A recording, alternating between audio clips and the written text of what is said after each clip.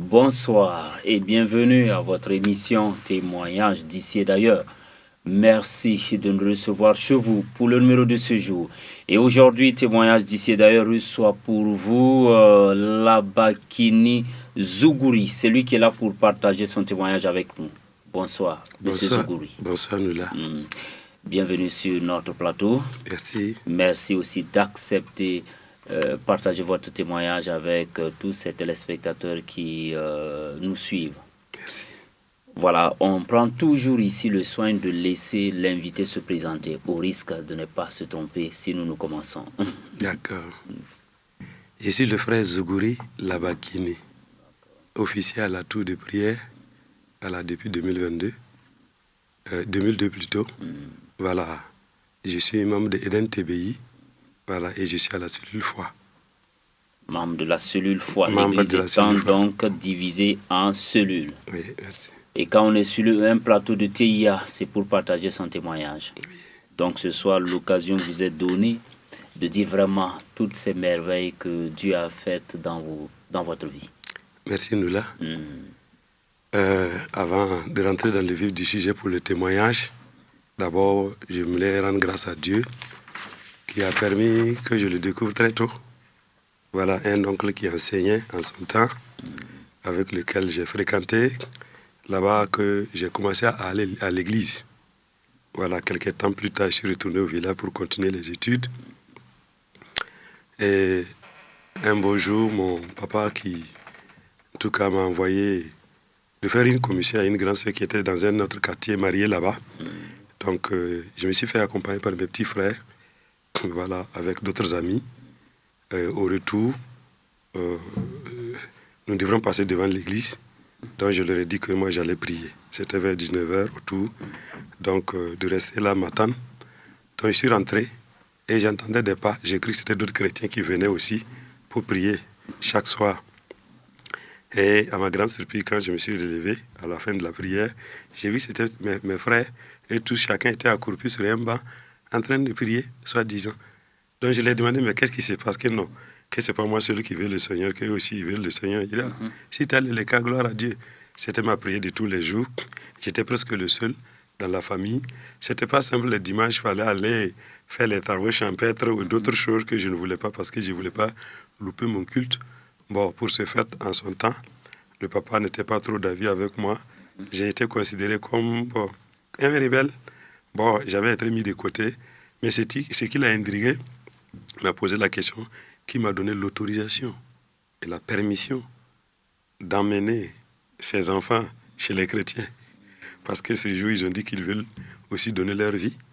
Donc, le lendemain seulement, j'ai vu le pasteur pour lui expliquer. Et j'ai profité moi aussi faire la prière de conversion ce jour. C'est vrai que j'allais à l'église, mais je ne me rappelle pas plus exactement. C'est l'oncle de l'autre côté. Voilà, de l'autre côté. Quand j'ai fait une prière, donc j'ai fait la prière de conversion avec eux ce jour et nous nous sommes donnés au Seigneur. Par la grâce de Dieu, en tout cas, toute la famille, par la grâce de Dieu, aujourd'hui, se sont donnés au Seigneur et nous rendons grâce à Dieu. Et nous rendons grâce à Dieu. Voilà. C'est l'accomplissement de Actes 16, 31. Crois au Seigneur Jésus-Christ. Tu seras sauvé, toi et toute ta famille. Amen. Venons maintenant au témoignage. Au témoignage proprement dit pour lequel vous êtes sur notre plateau. Amen. Ok. Merci, Noula. Juste pour témoigner ici ce que le Seigneur a fait pour moi. Et il m'a gardé, il m'a protégé, il m'a sauvé la vie. J'ai été victime d'un accident de la circulation. Et plus précisément, c'était un vendredi, le 2 décembre 2022, j'allais rendre visite à une partie de ma famille qui avait été installée à une centaine de kilomètres de Ouagadougou. À cause de l'insécurité, il n'était plus question qu'ils puissent rester où ils étaient. Donc on a trouvé un endroit où ils étaient installés où ils pouvaient cultiver aussi, puis un peu se prendre en charge. De temps en temps, nous allions les rendre visite pour les encourager, voir ce qu'on pouvait faire. Donc, je me suis fait accompagner ce jour par un ami. Et on a démarré très tôt le matin en moto. Et c'est moi qui conduisais la moto. C'est à combien de kilomètres d'ici? Et 100 kilomètres environ. Voilà. Plus précisément, peut-être 106 ou quelque chose comme ça, de la ville de Ouagadougou. Okay. Donc, ce jour, en roulant, très tôt, on s'est levé, on a démarré. Et à une trentaine de kilomètres, l'ami qui est derrière moi, ce frère en Christ, et à tel enseigne qu'on ne roulait pas beaucoup, il m'a demandé quand est-ce que nous allions arriver, puisque je ne roulais pas. Je l'ai dit donc, je l'ai répondu qu'on allait arriver à l'heure que le Seigneur va nous permettre. Parce qu'un frère qui souvent nous visitait, prenait des articles chez nous, on vendait des vêtements, il les choisissait tellement que ceux qui vendaient lui disaient « Mais tonton, c'est devenu beaucoup, hein ?» Il a dit « Mais de quoi vous vous inquiétez? Mon père, il a l'argent, c'est lui qui paye. » Je dis à l'instar de ce frère, je suis guidon par le nom, mais c'est le Seigneur qui nous conduit. Et celui qui était derrière moi a bien répondu. Donc on roulait autour de 45-50 à l'heure ce jour. Et voilà, on a continué dans cette allure-là. Il y a quelques 15 km de là-bas. Et nous n'avions pas su comment les choses sont passées. Subitement, nous nous sommes retrouvés à terre.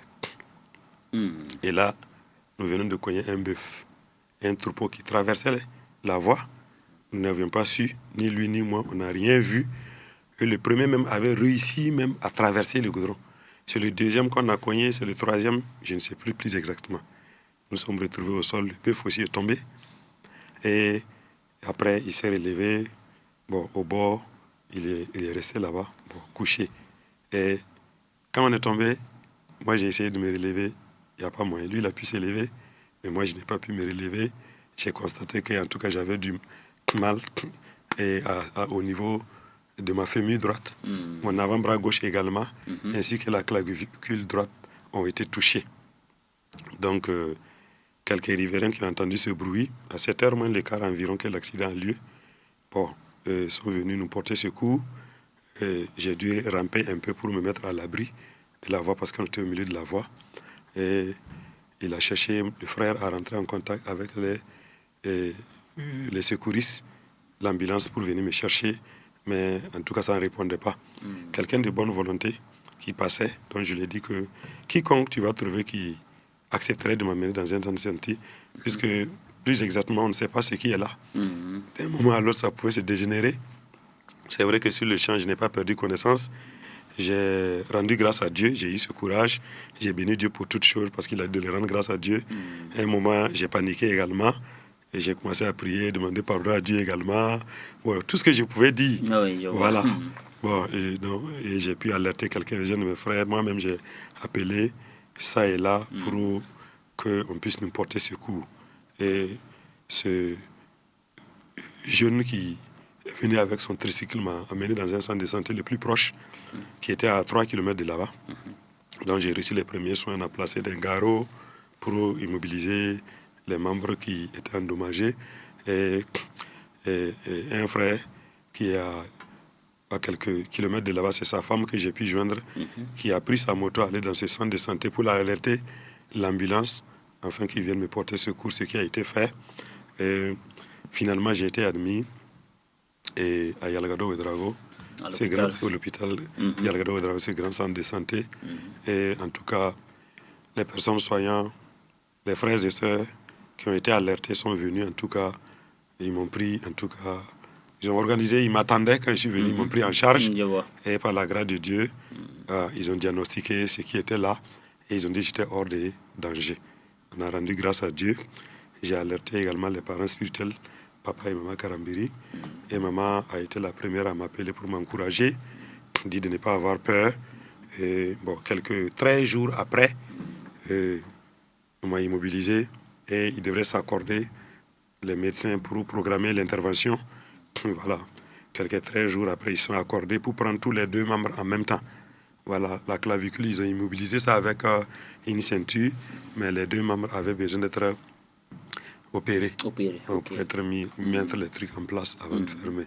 Et par la grâce de Dieu, plus précisément, c'est 13 jours après, c'était un mercredi, voilà, le 12 décembre 2022. Et j'ai été opéré Et de 8 heures que je suis rentré au bloc, c'est 16 heures quelque chose que, en tout cas, j'ai pu sortir. Vous êtes ressorti du bloc. Voilà, de du bloc. 8 heures à 16 heures. Donc 8 heures de temps. Environ 8 heures de temps. Environ, voilà. Par la grâce de Dieu, les frères et sœurs étaient en tout cas à la brèche, intercédant auprès du Seigneur pour que tout puisse se passer bien. Et le Dieu fidèle qui exauce la prière nous a vraiment exaucé. Je suis sorti et en tout cas, ça a été annoncé que c'est avec succès que les interventions ont lieu et nous rendons grâce à Dieu. Après cela, la première nuit à l'hôpital, après l'intervention, c'est là que je vais vivre en tout cas des cauchemars. Et la première nuit, je me suis bien endormi, il n'y a pas de souci. Les deuxième nuit maintenant, j'ai vu les veilleuses qu'on met aux portes dès que le courant se coupe, qui s'allume là. Les veilleuses. J'ai vu que cet objet-là s'était transformé brusquement en une grosse tortue qui ne cherchait qu'à me dévorer. Et je me débattais dans le sommeil. C'est un des voisins qui était pas impatient comme moi, qui m'a vu, qui a alerté mon frère, qui était couché à côté de moi, parce qu'il endormi. voyait que vous étiez en train de me débattre. Voilà, de chercher à prononcer le nom de Jésus, à proclamer quelque chose. Mais ça ne venait pas. J'étais à moitié endormi comme ça. Et brusquement, ce dernier qui a pu toucher mon frère, qui m'a touché, je me suis réveillé. Et ça s'est arrêté là. Donc je l'ai expliqué, de prier que le moment n'était pas opportun de dormir. Et je lui ai demandé de m'apporter ma Bible qui était à côté. Donc j'ai commencé à proclamer la parole de Dieu. Je ne mourrai pas, je vivrai. Toute arme forgée contre moi sera sans effet, etc. etc. La deuxième nuit, ou troisième maintenant, un autre, dans le sommeil toujours, j'ai vu que j'étais à la tour de prière, dans une chambre qu'on appelait la chambre haute, à l'étage. On était couchés sur des matelas lors des séminaires. On hébergeait des gens, les séminaristes là-bas, les participants. Donc j'étais comme aussi un séminariste. Et à la pause, on était là, en train de se reposer chacun sur son matelas. Et j'ai vu des individus mal intentionnés qui sont introduits dans la salle brusquement, qui ont commencé à me saisir par les pieds pour vouloir me faire descendre, pour m'amener. Donc l'assistance n'a pas accepté, ils ont riposté également. Les pasteurs, quelques collègues officiers qui étaient là aussi ont intervenu. Eux, ils m'ont pris par les bras, ceux-ci par le pied, les individus mal intentionnés. Et en tout cas, une bataille s'est acharnée. Ils ont réussi à m'amener au Rhin des Saussaies, ces individus mal intentionnés-là, jusqu'à la cour de la tour de prière. Tout ça, c'est dans le sommeil. Dans le sommeil, vous voyez cela. voilà, que je voyais tout cela. Et par la grâce de Dieu, dans la cour, ces pasteurs ont réussi à emporter la victoire. On peut chasser ces éléments mal intentionnés-là et ils m'ont arraché entre leurs mains. Et ils m'ont conduit dans un endroit, dans la cour de la tour de l'église. Papa Karambiri aimait s'asseoir dans un endroit qu'on appelle le jardin des Génézaret. Et il recevait les fidèles là-bas pour les encourager, prier pour eux. Donc ils m'ont amené là-bas pour que papa prie pour moi. Papa n'y était pas, sa chair était vide. Il y a un qui a dit non, qu'il est dans le temple, à l'église. Ils m'ont amené à l'église, il n'y était pas non plus. Un autre dit non, qu'il est à Impact TV. Donc ils m'ont amené là-bas également. En allant, c'est la voie qui traverse Impact TV de l'église. Donc dès qu'on a voulu traverser seulement la voie, on a vu papa qui était perché sur une grande montagne qui était collée à Impact TV, dans une cour où la mission est logée. Cet endroit s'était transformé comme une grande montagne. Tout ça, c'est dans le sommeil. Donc, papa y était perché. Quand il a vu la foule, il a posé la question, qu'est-ce qui s'est passé? Non, ils ont dit, non, que c'est Kini. Mais qu'est-ce qu'il a? Non, qu'il voulait que vous priez pour lui. Bon, de là, il s'était mis comme en colère, animé d'une sainte colère. Et il a sauté de sa position. Puis ils m'ont couché au bas de la montagne. Je l'ai regardé de face comme ça. Il a sauté et il est venu atterrir sur ma poitrine de toute sa force. Et là, je me suis réveillé. Et là, c'était la délivrance. J'ai dû réveiller mon frère pour lui expliquer ce que j'ai... En ce moment, vous étiez à votre troisième jour à l'hôpital. Voilà. Et je me suis réveillé. J'ai dit à mon frère, on a commencé encore à prier, à proclamer la parole de Dieu. Papa, très souvent, dans ces témoignages, ou d'autres personnes, je les entends dire que papa, de façon surnaturelle, la nuit, il vient intervenir, bon, en tout cas agir dans leur sommeil et des situations se règlent dans leur vie. Bon, moi, je l'ai vécu de cette façon. C'est une réalité. Et depuis ce jour, en tout cas, je n'ai plus suivi ces genres d'attaques encore. Le même jour, on nous a libérés de l'hôpital. On est rentré. J'y venais seulement maintenant pour des pansements, des contrôles, d'examens pour comparer. Et à quelques 3 mois seulement, le chirurgien a apprécié les résultats. La réconciliation des os a été rapide. Donc, il demandait quel était mon secret. Je lui ai dit que non. Quelques astuces naturelles que je suivais, c'est vrai, je lui ai dit ça. J'ai dit, mais c'était le Seigneur Jésus qui était mon secret et que c'est lui qui m'a restauré aussitôt. Voilà, c'était un Cubain. Il a dit, d'accord, il a dit merci, que le Seigneur est bon. Bon, on a rendu grâce à Dieu. Voilà, un peu. Donc, parce que lui, il était étonné de voir ça, il n'avait pas l'habitude de le voir. Il disait qu'il a des patients, en 6 mois, en 1 an, même en 2 mois, ne pouvaient pas avoir les résultats que j'avais eus. Et pour moi, en 3 mois seulement, quand on regarde les clichés des radios, c'était vraiment satisfaisant. Voilà. Ce qui m'a le plus fatigué dans ça, c'était les nerfs. Le nerf du quadriceps a eu du mal à se réveiller. Ça faisait vraiment mal, atrocement. On ne peut pas expliquer ce genre de douleur à quelqu'un. Il fallait marcher. Et le pied ne veut pas qu'on le soulève. Comment faire pour marcher? Si tu as pu soulever le pied, il ne veut pas que tu le redéposes. Comment on va faire? Mais j'ai continué de proclamer la parole de Dieu, lui disant, c'est toi qui as pris toutes nos douleurs à la croix du Calvaire. Je ne peux pas en même temps que tu aies cette douleur sur toi et que ça puisse être encore sur moi. Continue de proclamer la parole de Dieu et par la suite, les choses sont rentrées dans l'ordre. Et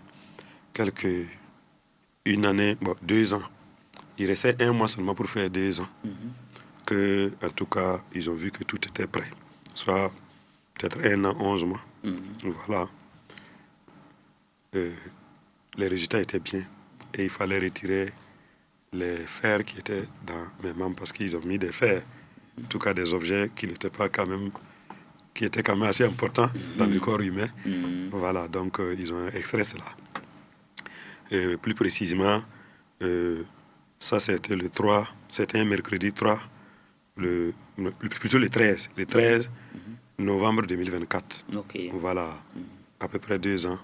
Les fers ont été extraits des membres. Ce jour aussi, on m'a reçu vers 8 heures, mais j'ai fait juste 2 heures au bloc. Okay. Par la grâce de Dieu, je suis sorti également dans la victoire du Seigneur en vie. Et en tout cas, Dieu m'a restauré et le plus tôt.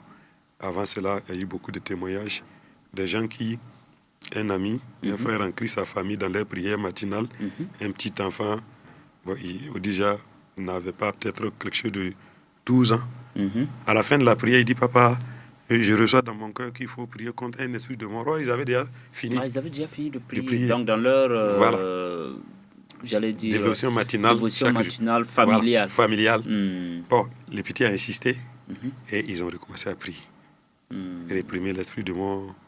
Et c'est quelques 30 minutes après leur prière qu'ils venaient de recevoir et un coup de fil qui dit que j'avais été victime d'un accident. Et il s'est rendu compte, puisque le petit, où on allait également, mes parents, qu'on allait rendre visite, une de nos cousines là-bas, dans leur prière également matinale, elle aussi, elle aurait vu un cercueil qui, quand elle ferme les yeux, il voit ça passe. Il ferme les yeux 2 ou 3 fois. Ça a répété comme ça. Et a dit aux autres, ce que je vois, il faudra qu'on prie.